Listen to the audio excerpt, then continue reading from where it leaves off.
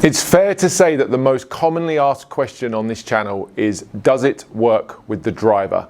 And in most cases, the "it" that people are referring to is the weight forward concept of stack and tilt. It's a little known fact that stack and tilt was actually designed for the driver. So with that in mind, I'm not only going to show you that you can keep your weight forward and be a good driver of the ball, but that you absolutely should be seeking out this movement to make you a better driver of the golf ball. So if you're someone who doesn't think you can have your weight forward and be a good driver of the golf ball, then you need to watch this video. If you're someone who thinks you need to shift behind the ball to be a good driver of the golf ball, then you need to watch this video. And if you want to know why moving the ball position further forward with your driver is the #1 reason why you're slicing every single ball, then you need to watch this video. In fact, if you're sitting there right now and want to be a better driver of the golf ball, this video is going to provide you with a more mechanically sound way to set up and swing to produce a more powerful pivot and a more predictable shot pattern. That's right, longer drives and straighter drives together. And if you think it's too good to be true, I'm going to be offering one of you right there watching this video right now the opportunity to take an online lesson with me, which I will shoot, produce, and put on the channel for everyone's education. I will take someone who is a poor driver of the golf ball and turn you into a fantastic flusher off the tee. And if you'd like to learn more about that opportunity, stick around till the end of today's video. In order to understand why you would want to have your weight forward more with the driver than any other club, let's first define weight forward. Then we'll talk a bit about the geometry of the swing that I've got mapped out here using the grid built using the T-claw. Once you understand these things and you understand that the ball position being more forward with the driver is really the root cause of your biggest problems, then we can really start to get into the fixes that we need to discuss. So weight forward is really hips forward or pelvis forward. It's the lower body moving laterally or sliding towards the target in the downswing and the follow through that's demonstrated by the better players. A lot of people get the weight forward piece of stack and tilt wrong. They think that the weight forward is everything forward. And if you set up or try to swing with the driver in this fashion, it's no wonder you're having problems. Once you start to understand that weight forward means this lower body moving towards the target, which helps to create the necessary shoulder tilt through the ball, then you can start to understand why weight forward isn't only possible, it's necessary. A huge reason why you need to have the weight more forward with the driver is because of the location of the ball. We move the ball position further forward, and I would concur with that recommendation. I think you should have the ball more forward for the driver. But we end up putting it excessively forward in many cases. The grid diagram here can help you to see some of that geometry. The straight line here that I have on the ground really represents the lead shoulder, the lead arm, and the club, which is effectively the center of the swing. And underneath this point would be the bottom of the swing arc. So if we said we were going to hit the driver while the ball was positioned under our lead shoulder, that would give us an angle of attack that would be more or less level to the ground. We're not setting up to hit down on the golf ball, and at the same time we're not setting up to hit excessively up on the golf ball. And yet so many of you are trying to do that. You're under the impression that you either A, need to hit up excessively on your driver, that's not true, or B, that you have to position yourself so far behind the ball with your upper body, get this shoulder tilt in at setup so that you can hit up, that is causing all sorts of problems regarding the geometry of the swing. Let me set up the grid differently so that you can see that more clearly. So rather than change the position of the grid, I've just added a couple of additional tees on the ground here to place them on different parts of the arc relative to this lead shoulder. So if I took this straight line on the ground here, placed my lead heel more or less up against it, which ultimately gets my lead shoulder on top of that line, I'm setting up, as I mentioned already with this golf ball, in a position whereby it's more or less at the bottom of the arc. I'm going to hit this ball more or less at the bottom of the swing arc. That would produce an angle of attack that's pretty close to zero. But many of you, as I mentioned, are making the mistake of having the golf ball more forwards. You are told to tee the ball up farther forwards. You're also told to lean further back. Now, if I do that and keep this lead shoulder on top of this part of the grid, the golf ball now relative to my lead shoulder and relative to this front camera, the golf ball's now further forwards than my lead shoulder. And while that might encourage a more upward angle of attack, which you may think you need, from this down the line view, because the grid and the plane that we swing on is an arc, the ball is now so far forward that I'm building in a leftward swing direction. I'm building in an out to in swing path. I'm building in the very thing into my setup that makes me a slicer. It makes me a poor driver of the golf ball and hits the ball a shorter distance than I should.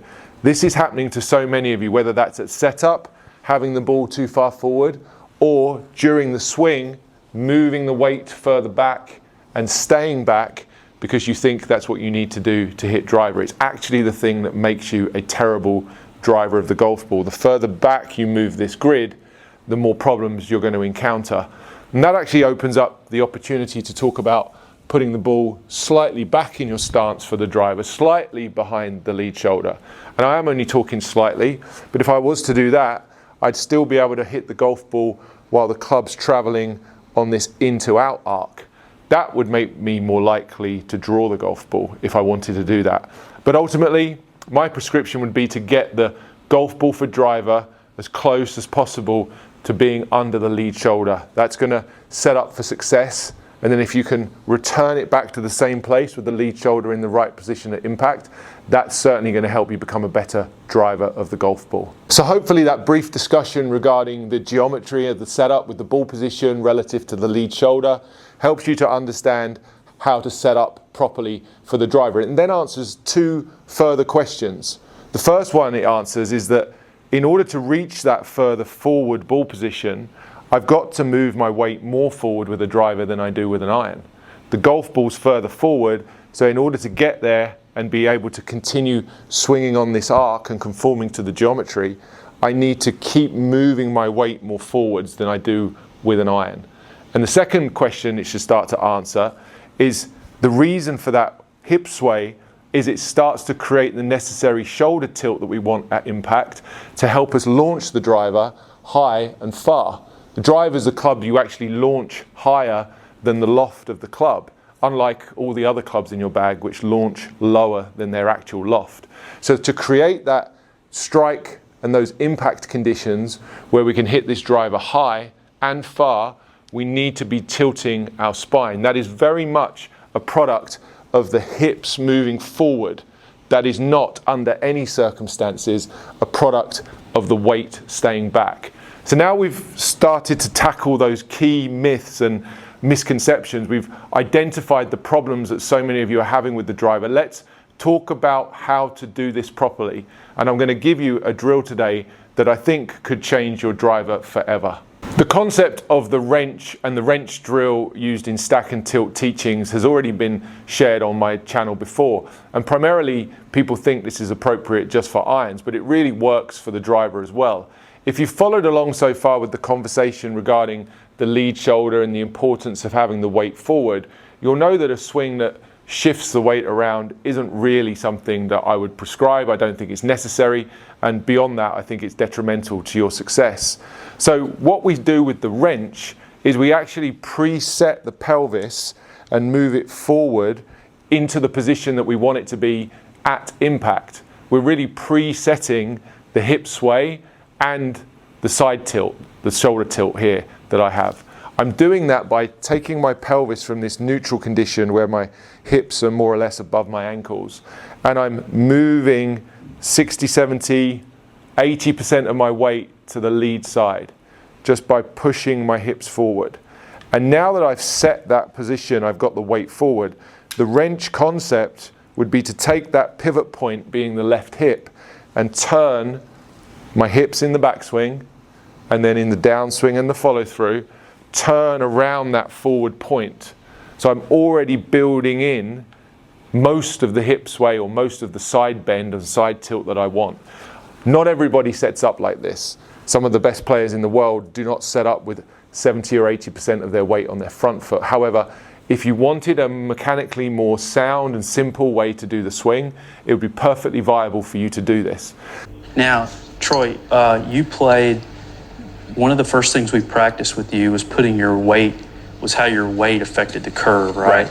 And when you played at the Fry's tournament in October of last season, what was your weight distribution on your feet in your mind with the driver at the setup? In my mind, it was probably, I felt like, I'm going to say 65-35, but it probably wasn't that far forward. Okay. Because I had to make that adjustment. Will you do an 80-20 for us? Of course.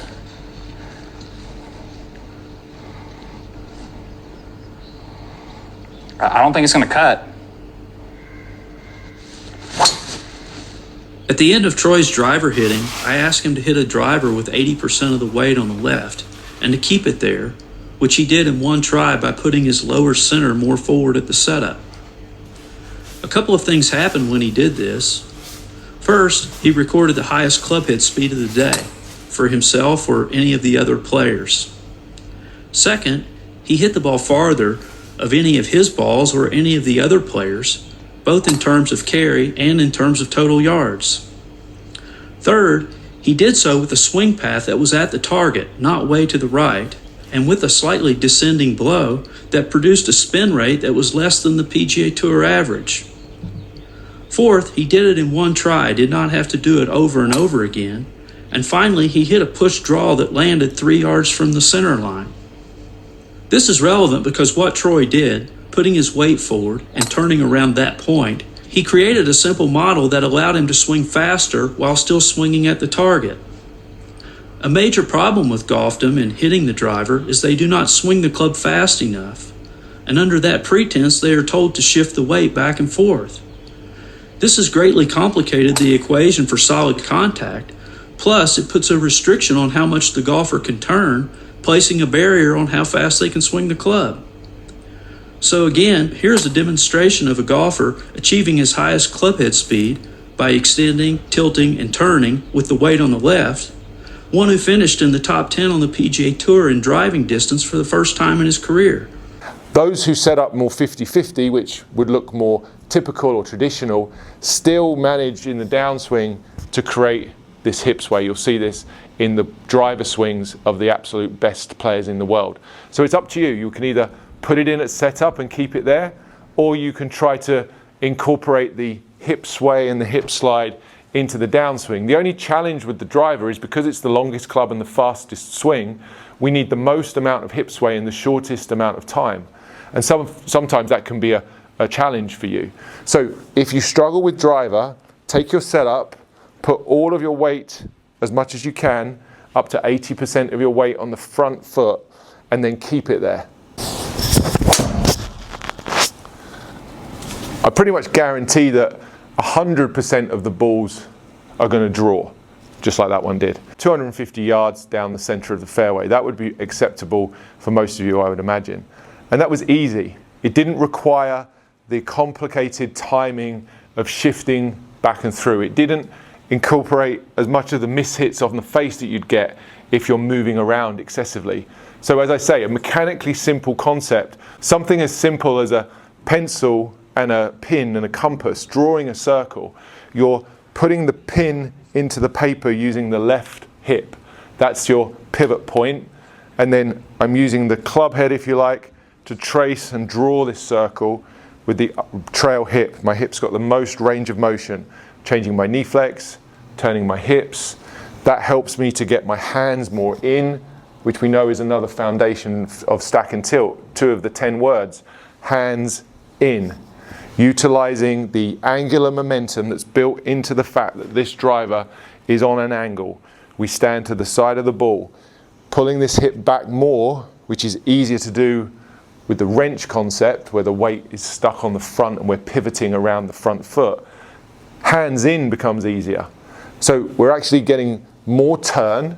It's a more effortless and less impactful swing on the body, just using the joints as they were designed. It's easier to get my hands and club more around me, which means I'm potentially using more of the angular momentum built into the club. That's why not only is this more advantageous from a directional point of view, because you're conforming more to the grid and the geometry that I spoke about, it's more advantageous from a distance point of view because you're getting more turn, more potential power for free. You start hitting those drivers out the center of the club face, you'll see the ball flying straighter and further than ever before.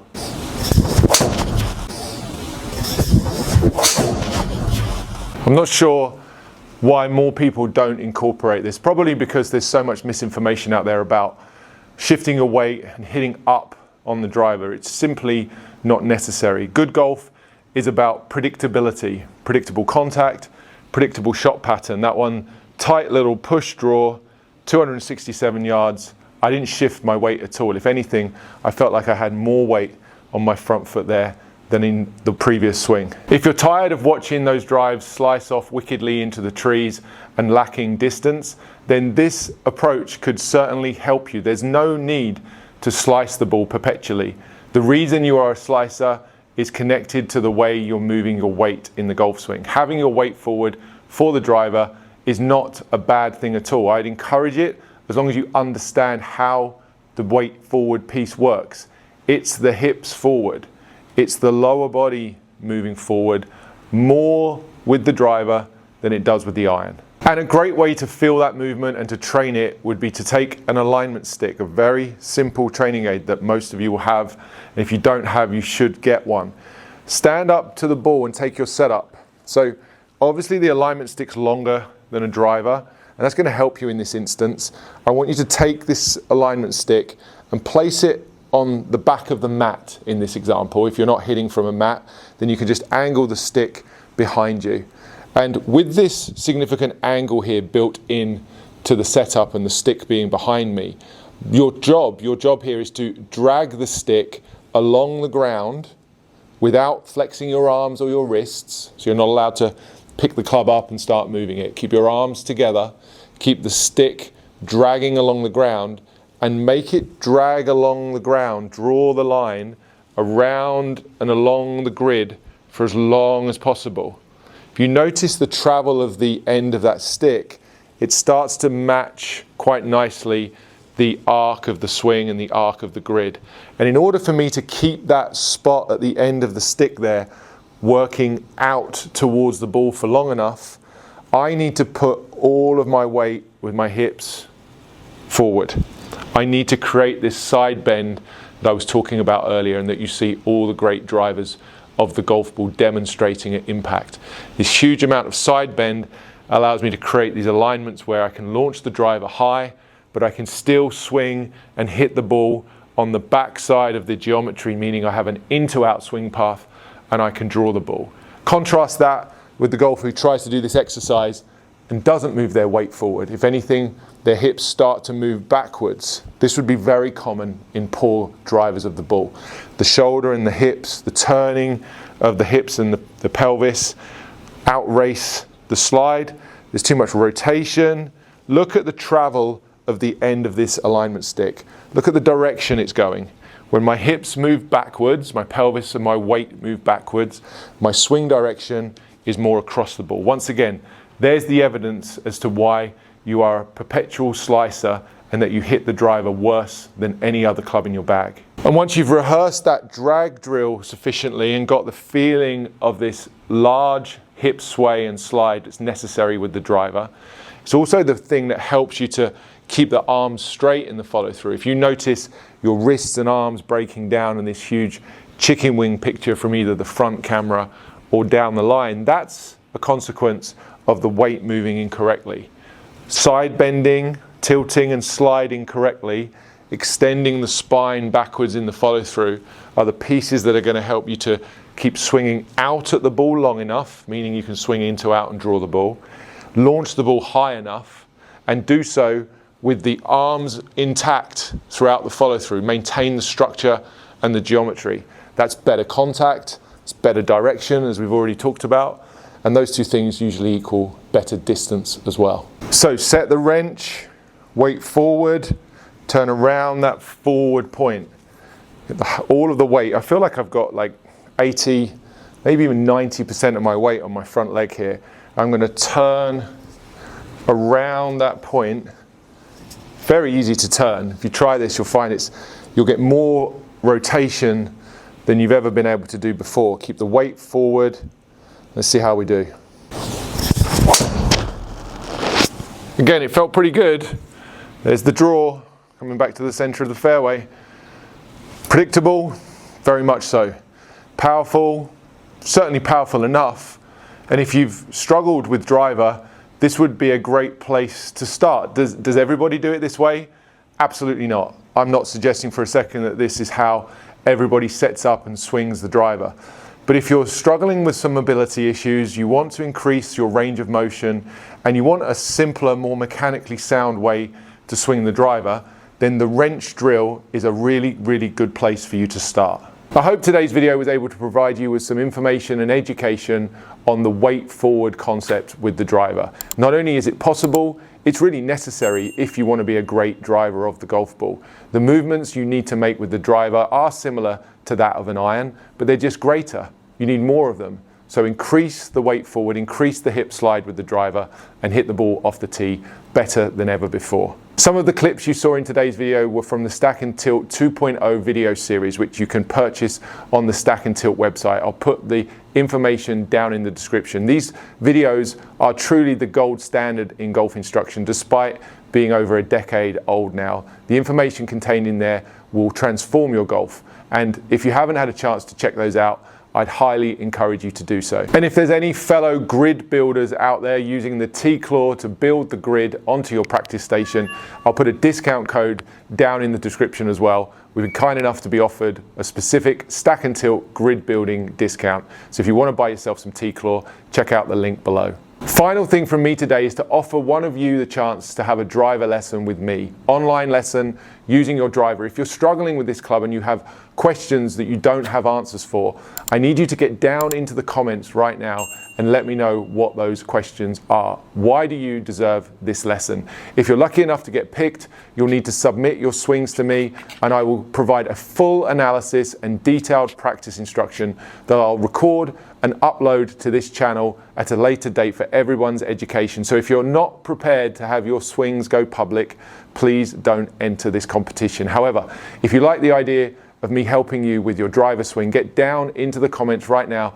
Let me know why you need this lesson. I'll be choosing someone at random, and I'll be posting the video on the channel in the coming weeks. And while we're on the subject of driver videos, if you want to continue to maximize the output from this club, then I'd recommend you go and watch this video next. I made this one recently about how to add distance to your driver. 3 ways you can go about adding up to 50 yards with this club.